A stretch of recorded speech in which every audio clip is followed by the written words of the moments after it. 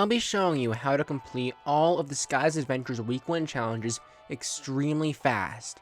My name is Storm Ranger, and on this channel I show you how to complete your challenges quickly, get better at Fortnite fast, and improve at all sorts of other Fortnite things. So be sure to subscribe with notifications on so you don't miss out on anything, and help me get to my goal of 20,000 subscribers. That would help me out a ton. So on screen now you can see what all these challenges are. Credit to the leaker iFireMonkey over on Twitter for leaking all these challenges as of when I'm making this video. Now if you want to look over these challenges, feel free to pause the video now. And while you're at it, let me know which of the Skye styles you will be selecting. Personally, for this skin in particular, I think I'll be getting the Shadow style. Anyway, these challenges reward the player 400,000 XP on top of the variations of the Skye skin.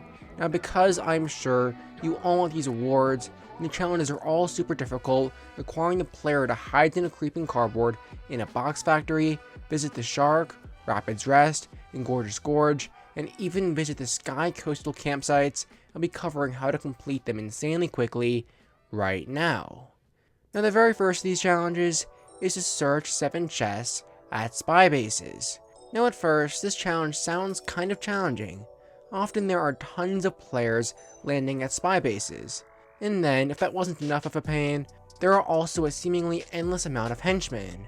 However, there is a better way to complete this challenge, and that is to head into a game of Team Rumble.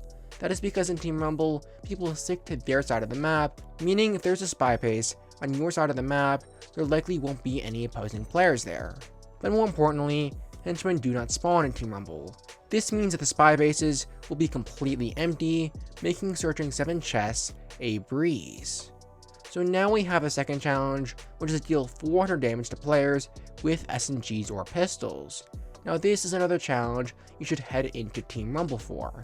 Another reason Team Rumble is such an amazing game mode is because you can respawn in it. This eliminates the fear of dying and allows for you to do really anything around the map. This, accompanied with the reasons I mentioned before, makes Team Rumble a perfect game mode for completing the majority of these challenges, so this likely won't be the last time that you hear me mention it.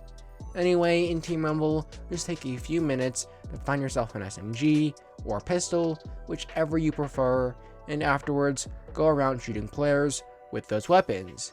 It is that simple. 400 damage should be rather easy to deal within a single game, and this challenge should not be a hassle to complete, especially if you complete it in the same game of Team Rumble as the first challenge. Alright, so now we have the third challenge, which is to mark an uncommon, rare, and epic item. So really quickly, if you are confused on what this challenge means, when it says mark an item, it is simply referring to the feature that allows you to identify the location of an item to your teammates when in a game, simply by clicking your mark button when looking at it. So aside from just marking an uncommon, rare, and epic item whenever you see one, the fastest way of completing this challenge is through marking the items that you see when in the lobby, waiting to head into a game. There are items of all sorts of rarities, and by marking these items, you can get this challenge over with before a game has even started. And that's it. This challenge is incredibly easy as long as you do this. Okay, nice. So next is the fourth challenge, which is to collect 75 of each material within 60 seconds after landing from the battle bus. So right off the bat, whatever game mode you are heading into doesn't really matter. However, I do advise Team Rumble because I believe that material harvesting is slightly faster in it, and you will already be heading into the game mode for your other challenges. Now regarding where to land, I advise you land over by Slurpy Swamp, as you can quickly get wood from the pallets, then stone from the rocks, and then finally metal from the slurp barrels and the trucks. And then you will have an easy rotation to the rig, where you can search 7 chests for your first challenge. Or for the other side of the map, over on this island by the yacht, where you can get wood from the trees, stone from the rocks, and metal from objects like this brim found on the top of the yacht. And then of course afterwards, you can always search 7 chests at the yacht for your first challenge. Anyway, really, this challenge is rather easy and should not be a pain to complete. So next is the 5th challenge, which is to hide a creeping cardboard in a box factory. Now briefly, in case you haven't played too much this season, the creeping cardboard is a new item which recently came to the game. It is simply just a cardboard box which you can hide in. You can find stacks of them on the ground, or they spawn naturally at different locations. Now I assume for this challenge, you are all curious on where the box factory is. Well, on screen now you can see what the box factory looks like, along with where it is on the map in the bottom right hand corner. Simply head over to this location within any game mode, ideally in Team Rumble, and you will find plenty of creeping cardboard boxes just laying around everywhere. However, in case just showing you where it is visually is a little confusing, now on screen you can see a bigger version of where it is on the map. Simply head to this location, jump into a cardboard box, and you will complete this challenge. So now we have the 6th challenge, which is to consume 10 foraged items at Weeping Woods or the Orchard. So for background, when this challenge is referring to foraged items, it is referring to the apples, mushrooms, and slurp shrooms that spawn around the map. And then regarding the locations, you all know about Weeping Woods, since it's a named location located just southwest of the agency. But then we have the Orchard, which is a landmark which is simply found just north of Frenzy Farm. Anyway, to make things easy, let's assume you're heading to the Orchard. You were able to find plenty of apples just laying around in these sets of trees, like how you can see on screen. Just take a minimum of 50 damage, which can be accomplished by building 5 ramps high and then jumping off, and then eat 10 of these apples, and just like that, you will complete this challenge. So next is the 7th challenge, which is to visit the Shark, Rapids Rest, and Gorgeous Gorge.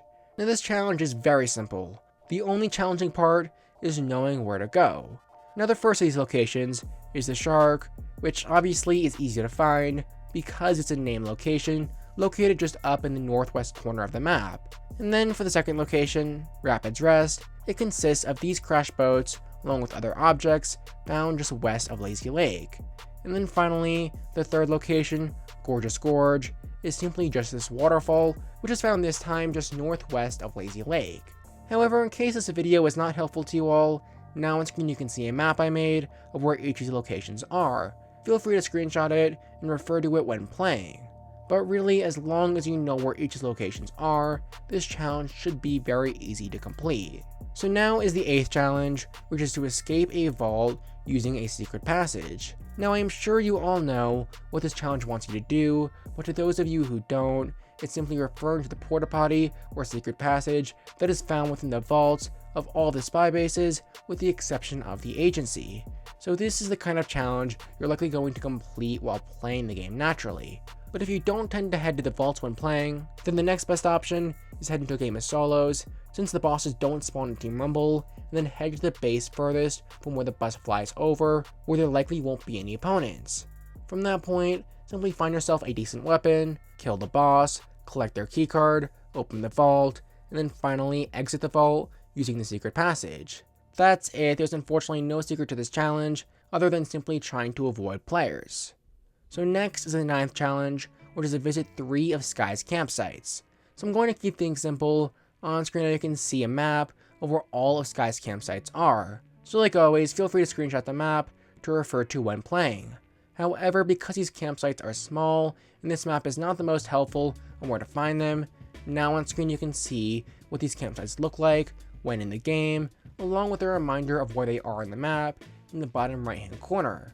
Each of these campsites are found on the edges of the map and consist of a tent, a campfire, along with a few other items. And we know that each of these campsites belong to Skye because of this yellow caterpillar that can be found at each of these locations. Anyway, all you must do is visit these locations, and as long as you do that, you will complete this challenge. So now the 10th and final challenge out of all of the Skye's Adventure Week 1 challenges is to pull a player or a henchman with a harpoon gun. Yeah, so again, this challenge is simple. When you're completing your 8th challenge and are exploring a spy base with hopefully little players, be sure to look for harpoon gun, and then simply hit a henchman with it. I mean, that's it. Obviously you can hit a player with it too, but that's a bit more difficult. But as long as you're multitasking with this challenge, it really should not be a challenge to complete. Now, if you enjoyed this video, want to learn how to get better at Fortnite, complete your challenges fast, and improve at all sorts of the Fortnite things, you can start now by subscribing and clicking the bell so you don't miss out on anything, and help us get to 20,000 subscribers by clicking here. And to support me, you can use code StormRanger and buy my merchandise by clicking here. Finally, click this card right here to learn how to get XP fast in Fortnite. But that is all I have for now. Thank you all so much for watching, and I will see you all in the next video. Goodbye.